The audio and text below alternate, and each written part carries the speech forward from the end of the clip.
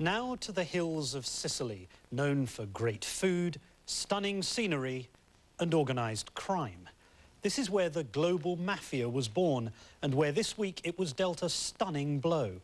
Police have arrested the boss of all bosses, the real-life Godfather, after a manhunt even the great Godfather movies could never imitate. ABC's David Wright reports from Sicily. Deep in the hills outside Palermo is a medieval farm town with a history written in blood. The town's name literally means Lionheart. Corleone. But to most of the world, Corleone means just one thing. I'm going to make him an offer he can't refuse. La Cosa Nostra, the Mafia. And more than that, the Mafia myth as portrayed in the Godfather saga.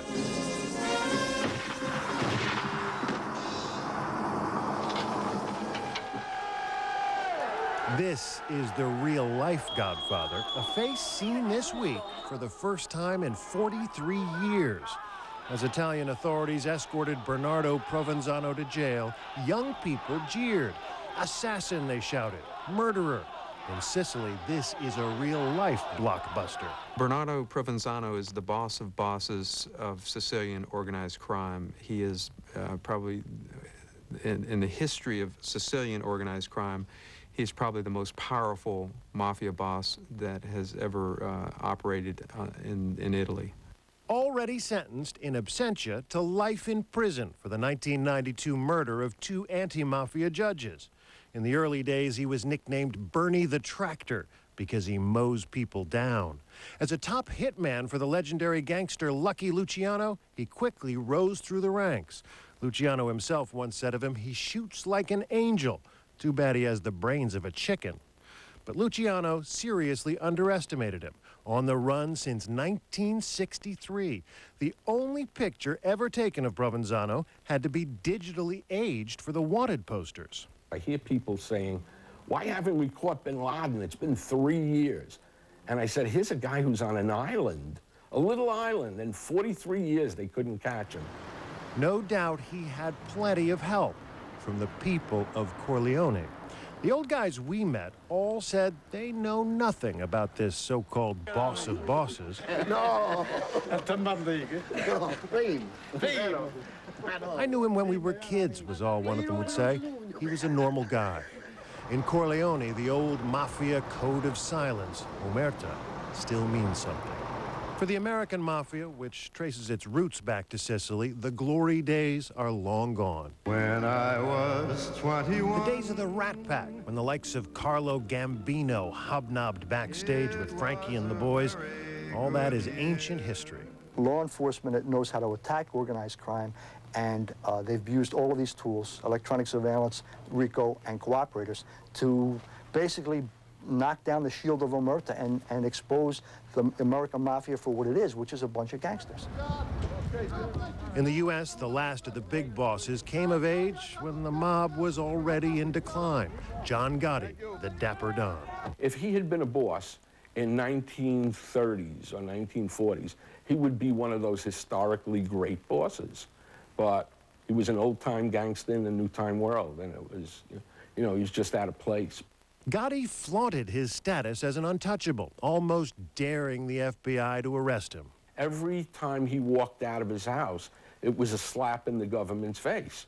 And, you know, how many times are you going to slap them before they say, we're going to get you? You'll never see another guy like me if you live to be 5,000. Which they finally did. Tony Soprano, like many a real mobster, misses the good old days. It's tradition. Many in Italy hope the capture of Provenzano will also be a major milestone. He's arguably a more important figure than Gotti. In some ways, Provenzano was the Michael Corleone of the Sicilian Mafia. In his latter days, at least, he put a lid on the violence and sought to steer the organization toward more legitimate businesses. Bernie the Tractor became Bernie the Accountant. There's a whole history of the Sicilian Mafia that culminated in Provenzano basically taking over and forming up a dictatorship, a mafia dictatorship, where he runs all of the families in Italy. Provenzano taunted Italian law enforcement through his silence.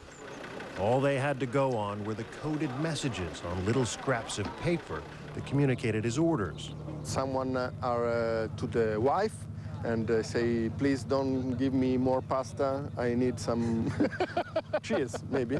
But other one are Mr. 34 asked to meet Mr. 65, and they have to do a deal on this work on that road, or we have 1 million, you have to divide this between Mr. 5 and Mr. 35. A criminal empire that could be run from an old farmhouse. How long do you think he was living here? The police say they have no idea. What finally betrayed Provenzano was a bundle of clean laundry sent by his wife, a package reportedly passed off 10 times. It took 3 days to get here. Old-fashioned surveillance work. The mafia finito? I really couldn't say, this Carabinieri officer told me. He knows better than to hope that. The people of Corleone have reason to fear. There will likely be more arrests, and the two top candidates to succeed Provenzano are not from Corleone. Grazie. Welcome to Corleone. Thank you. Do I call you Don Corleone? But the mayor has big plans. Musical. He told us how he wants to commission Corleone the musical, in which an honest guy, not a mobster, is the hero, part of a post-mafia makeover. But some here quietly point out that the mayor is in office for one reason. Not long ago, he enjoyed the tacit support of the boss of bosses. I'm David Wright for Nightline in Corleone, Sicily. The town of Corleone says that every year it will celebrate April the 11th, the day the boss was arrested, as a Liberation Day. Our thanks to David Wright.